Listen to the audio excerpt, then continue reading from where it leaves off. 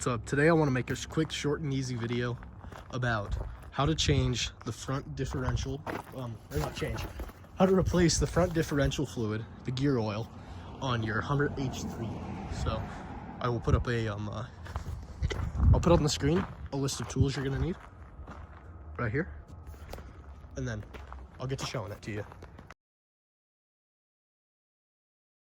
So when you're underneath the front end of your Hummer H3, what you're gonna want to do is there's a bolt here, should be a bolt there, is not on this car, a bolt right here, and a bolt here. And this is for this front skid plate. You see it's got some gear oil on it. Smell it, smells like gear oil. Not what you're gonna want. And you don't have to take these off. You just want them loose. So basically, once you have all these loose, mind that, that's not rust. That's a corn slurry from an ethanol plant. But once you have all these loose, let's see, is it slides? Yeah, it slides back. Let me get this one a little bit more, and I'll show you how to take it off. It's about to fall down on me here, but I've got all these bolts loose. And what you're gonna want to do is just get your hand on the bottom of it and just slip it right down. And then just like that, that is off. And it is disgusting. You can see all of this gear oil, but we're not fixing it today. Gotta fix it later, but can't really do it right now. Just gotta get this thing so it'll drive. But I'll get you guys on the next step. Step here is to crack this drain plug. And we've got a 15mm wrench. You can use a socket. Does not matter. Ooh, I got that puppy tight. There you go, just like that. She's loose. Probably want to have a drip pan if you're actually changing the fluid. But does not matter for me, because there's not enough fluid in here to drip out, I don't think.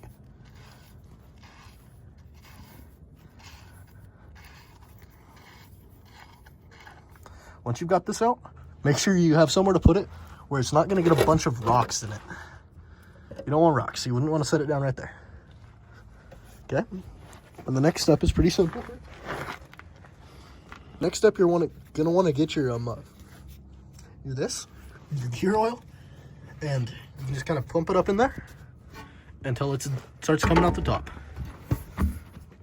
It's kind of a lot of work, so I'm going to cut back to you once we're done. Squeeze that in, and once it starts oozing out, you know you're ready. And then, really, pretty simple. Just get your drain plug back in and get it tightened down. Maybe. Make sure you don't cross thread it. You don't want that. So I'll get this tightened down. I'll get back with you on how to put everything back together. Fluid is in. Drain plug is back on. Let me tell you, this stuff smells terrible. I hate the smell of gear oil. But really, it's a pretty simple process. Next thing you're going to want to do is get this. Get it lined back up. A little hard to do with one hand. And get it slid on. Just like that. It'll be a whole hell of a lot easier for you if you're not filming. But get it back into place. Get all your nuts or your bolts torqued back down. I don't know torque spec. I really don't think it matters on this. Just get them tight. You don't want it falling off.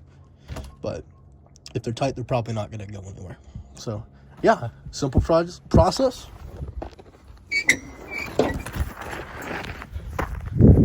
Relatively easy. It took me about not even 10 minutes. And yeah, just like that.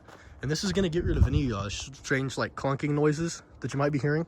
This is something that's really easy. I would try first before replacing any parts. Pretty simple. And obviously with this one, you can tell because of how wet it is down there. That differential is obviously leaking. But it kind of makes a weird clicking noise, and we just needed to get my dad back and forth to work.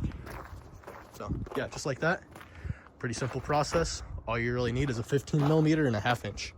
And of course your bottle. Yeah, pretty easy. Thanks for watching.